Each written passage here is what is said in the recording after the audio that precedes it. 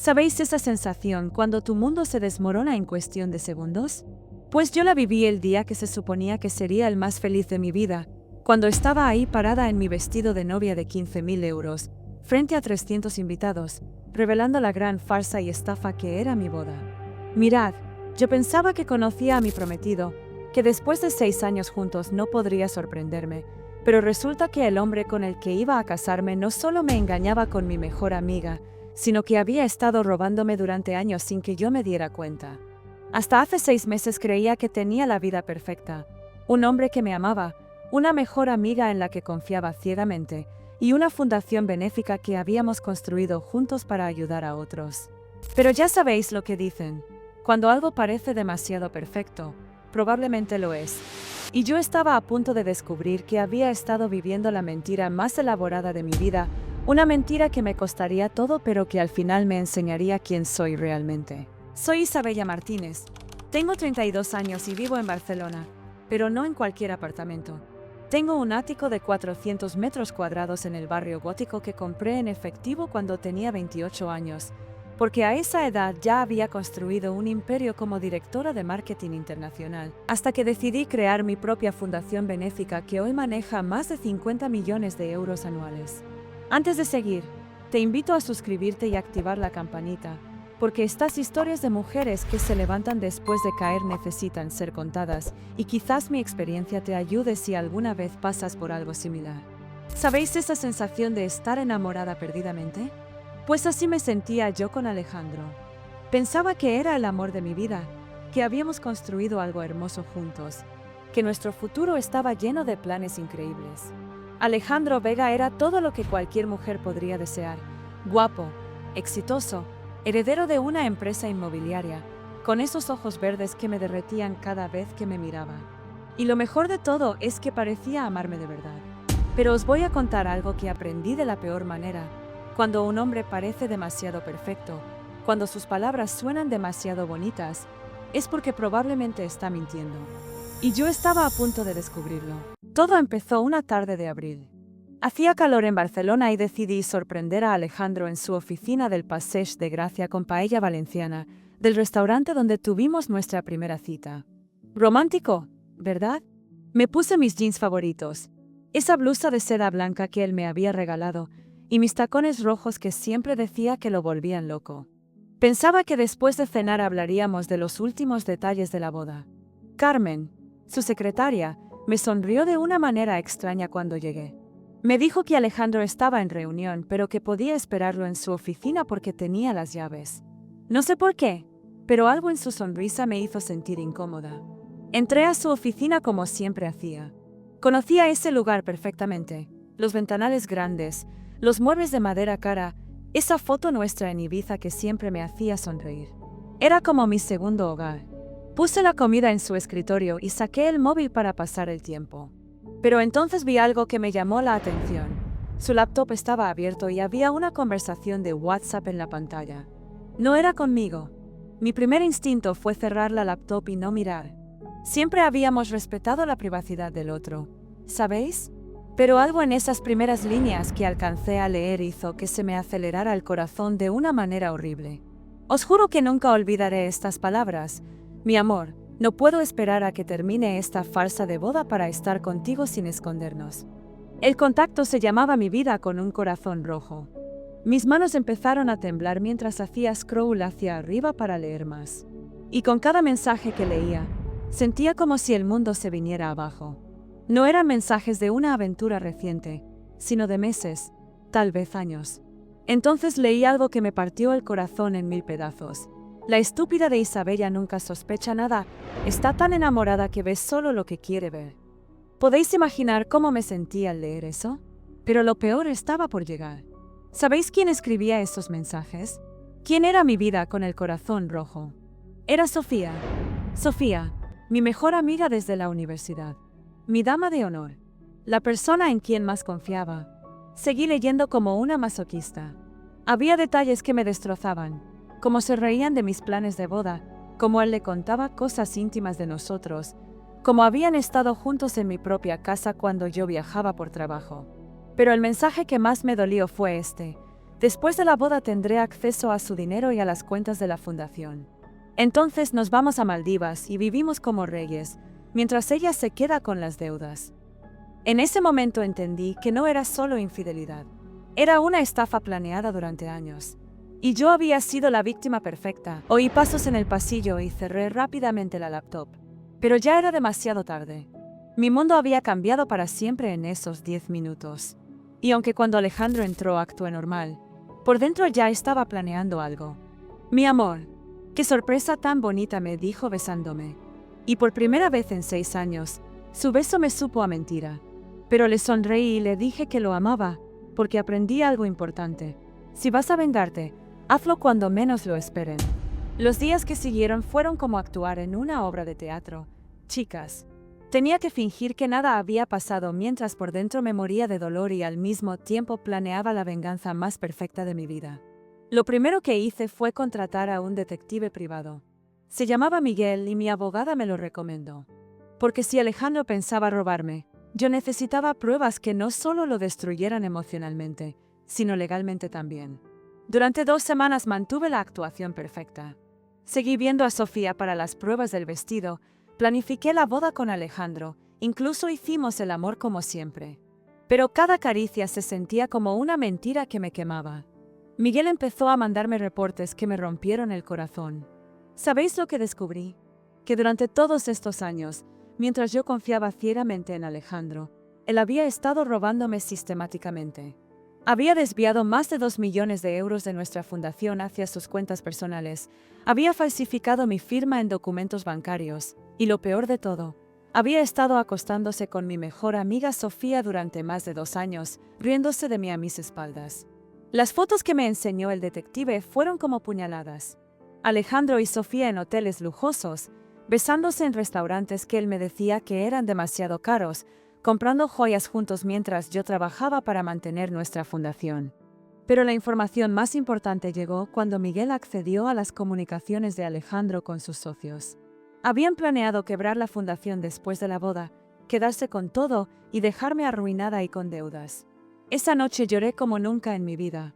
No solo por la traición, sino por darme cuenta de que los últimos 6 años habían sido mentira.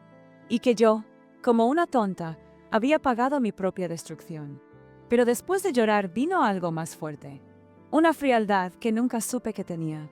Porque decidí que si ellos podían planear mi destrucción durante años, yo podía planear la suya en semanas. Y sería mucho mejor. Empecé a documentar todo. Grabé conversaciones donde Alejandro me mentía. Fotografié documentos que dejaba por ahí. Incluso puse una aplicación en su móvil para leer todos sus mensajes en tiempo real. La gota que colmó el vaso fue cuando leí una conversación donde Sofía le preguntaba si se sentía culpable. ¿Y sabéis qué respondió? Isabella es demasiado tonta para darse cuenta y está demasiado enamorada para hacer algo. En ese momento supe exactamente cómo los iba a destruir. No iba a cancelar la boda, no los iba a confrontar en privado. Los iba a exponer públicamente de la manera más humillante posible. Contacté a mi abogada, preparé toda la documentación, coordiné con las autoridades y hasta contraté relaciones públicas para manejar el escándalo.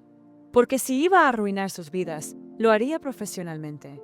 2 semanas antes de la boda, en la cena de ensayo en el mejor restaurante de Barcelona, Alejandro brindó por nuestro amor eterno y Sofía lloró de emoción. Yo sonreía sabiendo que era la última vez que actuarían. La noche antes de la boda, mientras Alejandro dormía a mi lado después de hacerme el amor con esa pasión falsa, yo estaba despierta repasando mi plan, sintiendo una mezcla de terror y emoción que nunca había sentido. Por la mañana me levanté temprano, lo besé mientras dormía, y por primera vez en meses le dije te amo de corazón. Porque sí lo amaba, pero eso no iba a salvarlo de lo que le esperaba. Los 300 invitados ya estaban ahí, empresarios importantes, políticos, influencers, periodistas, toda la élite de Barcelona. Pensaban que iban a ver la boda del año. No sabían que iban a ver el escándalo de la década. Vi a Alejandro esperándome en el altar. Estaba guapísimo con su smoking negro, con esa sonrisa confiada que me había enamorado. Pero ahora me parecía la sonrisa de un depredador que estaba a punto de ser cazado. Empezó a sonar el Ave María que habíamos elegido juntos. Comencé mi caminata hacia el altar, paso a paso, mientras sentía las miradas de admiración de todos. No sabían que estaban a punto de ver el final más inesperado de sus vidas. Alejandro me dio la mano cuando llegué al altar. Sus ojos brillaban con lo que parecía amor genuino. Por un momento sentí dolor al recordar cuando realmente me amaba, antes de que el dinero fuera más importante que yo. El sacerdote empezó con las palabras tradicionales sobre el matrimonio como unión sagrada. Yo asentía y sonreía cuando tocaba, pero por dentro contaba los minutos hasta el momento en que todo cambiaría. Si alguien conoce alguna razón por la cual estos dos no deberían unirse, que hable ahora o calle para siempre, dijo el sacerdote. Todo mi cuerpo se tensó. Era mi momento. El momento por el que había esperado meses. El silencio llenó la catedral. Vi cómo Alejandro me miraba con amor, cómo Sofía me sonreía desde la primera fila, como todos esperaban que continuáramos. No imaginaban que yo tenía más razones que nadie para parar esto. Respiré profundo. Sentí la fuerza de todas las mujeres traicionadas antes que yo, y con la voz más clara de mi vida dije, yo conozco una razón. De hecho, conozco varias. El silencio que siguió fue tan absoluto que podía oír mi corazón latir. 300 personas me miraban sin entender nada, y Alejandro pasó de la sorpresa al terror en 3 segundos. Era el momento que había estado esperando. «Isabella, ¿qué haces?», susurró Alejandro. Pero yo no le respondí. Me dirigí a todos los invitados con una calma que me sorprendió. «Queridos amigos, antes de que nos unamos para siempre, merecéis saber toda la verdad». Saqué de mi ramo el primer sobre que había preparado y con voz firme empecé a leer. «Mi querida Sofía, no puedo esperar a estar en Maldivas contigo mientras Isabella se queda con las deudas». La estúpida nunca sospechó nada. Los murmullos empezaron como ondas, creciendo mientras yo seguía leyendo mensajes cada vez más comprometedores. Vi cómo Sofía se ponía pálida como el papel, como trataba de esconderse detrás de otros invitados. «Isabella, por favor, hablemos en privado», me suplicó Alejandro tratando de tomar mi mano. Pero yo di un paso atrás y continué. «Pero esperad, hay más. Aquí tengo los extractos bancarios que muestran cómo mi prometido lleva años robándome». Levanté los documentos que Miguel había conseguido, esas pruebas que no mentían. 3 millones de euros desviados a cuentas en paraísos fiscales, mi firma falsificada, facturas falsas de hoteles donde se hospedaba con mi dama de honor. Y entonces, como si hubiera sido planeado perfectamente, las puertas de la catedral se abrieron. Entraron 6 policías financieros caminando por el pasillo mientras todos se giraban para verlos con cara de shock total. «Alejandro Vega Martínez», dijo el oficial, «queda arrestado por fraude fiscal, malversación de fondos y falsificación de documentos. Tiene derecho a guardar silencio». No sabéis la satisfacción que sentí en ese momento. Alejandro me miró con una mezcla de desesperación y odio que nunca había visto. «Isabella, no puedes hacerme esto. Yo te amo. Todo fue por nosotros». Pero le respondí, «Todo fue por ti y por ella, nunca por nosotros». Mientras esposaban a Alejandro, busqué a Sofía con la mirada. La pillé tratando de escapar por una puerta lateral. Pero yo había pensado en eso también. «Sofía Hernández», gritó otro policía, «usted también está arrestada por complicidad». La catedral se volvió un caos total. Invitados gritando, periodistas sacando fotos, la familia de Alejandro llorando. Pero yo me quedé ahí, de pie en el altar, con mi vestido perfecto, sintiendo como si acabara de despertar de una pesadilla. El sacerdote, completamente perdido, se acercó y me preguntó, «Señorita Martínez, ¿qué hago con la ceremonia?». Le sonreí con más libertad de la que había sentido en años. «Padre, creo que esta ceremonia ya cumplió su propósito». Mientras sacaban a Alejandro y Sofía esposados, él se volvió y me gritó, «Esto no termina aquí, Isabella. Te voy a destruir». Pero le respondí con una calma que me sorprendió. «Ya lo intentaste durante 6 años. Y fracasaste». Los flashes me cegaban, los reporteros gritaban preguntas. Pero yo caminé con dignidad por el pasillo de la catedral, mi cola arrastrándose detrás de mí, sintiendo como si cada paso me llevara hacia una nueva vida. Al llegar a las puertas, me detuve, me volví hacia los invitados que seguían en shock, y dije con la voz más clara de mi vida, «Gracias por venir a presenciar no una boda, sino el día en que recuperé mi vida y mi dignidad». Los días después fueron una locura total. Chicas, Entrevistas con la policía, reuniones con abogados, y los periódicos no hablaban de otra cosa. La novia que arrestó a su prometido, el escándalo de la década en Barcelona. Era surreal. Mi móvil no paraba de sonar. Productores de TV querían comprar los derechos de mi historia, editoriales me ofrecían millones por un libro, hasta Hollywood se interesó. Pero yo solo quería silencio para procesar todo. Una semana después recibí una carta de la cárcel. Era de Alejandro. Una carta patética donde me suplicaba perdón y decía que todo había sido idea de Sofía, que él realmente me amaba pero había caído en tentación. Rompí la carta sin terminar de leerla. ¿Sabéis por qué? Porque aprendí que los manipuladores nunca se hacen responsables de verdad. Siempre tienen a alguien más a quien echar la culpa. Con Miguel y mi equipo legal conseguimos recuperar casi todo el dinero robado. Reestructuramos la fundación completamente. Pusimos controles para que esto no volviera a pasar nunca. Mi tragedia se convirtió en una lección. Decidí quedarme en Barcelona, pero me mudé del ático que compartía con Alejandro a un apartamento precioso en la Barceloneta, frente al mar. Cada amanecer me recordaba que cada día era nuevo. 3 meses después, mientras tomaba café en mi terraza viendo el Mediterráneo, recibí una llamada que cambió mi perspectiva de todo. Era Carmen, una mujer de Madrid que había visto mi historia en las noticias. Isabella me dijo llorando, tu valor me dio fuerza para investigar a mi novio y descubrí que también me robaba. Si no hubiera visto lo que hiciste, nunca habría actuado. Me salvaste sin conocerme. Ahí entendí todo. En los meses siguientes recibí cientos de mensajes así. Mujeres que encontraron valor en mi historia para enfrentar sus traiciones, que aprendieron a confiar en sus instintos, que dejaron de disculpar lo que las lastimaba. Entonces decidí crear una división nueva en mi fundación para ayudar mujeres víctimas de fraude emocional y financiero. Asesoría legal gratis, apoyo psicológico, recursos para reconstruir sus vidas después de la traición. 1 año después, Alejandro fue condenado a 8 años de cárcel y Sofía a 5. Pero para entonces ya había dejado de importarme, porque aprendí que la venganza real no es destruir a quien te traicionó, sino construir una vida tan plena que su ausencia sea un regalo. En una tarde de otoño, después de dar una charla sobre reconstrucción después de la traición en la universidad, me encontré con Daniel, un abogado de derechos humanos que había estado en mi charla.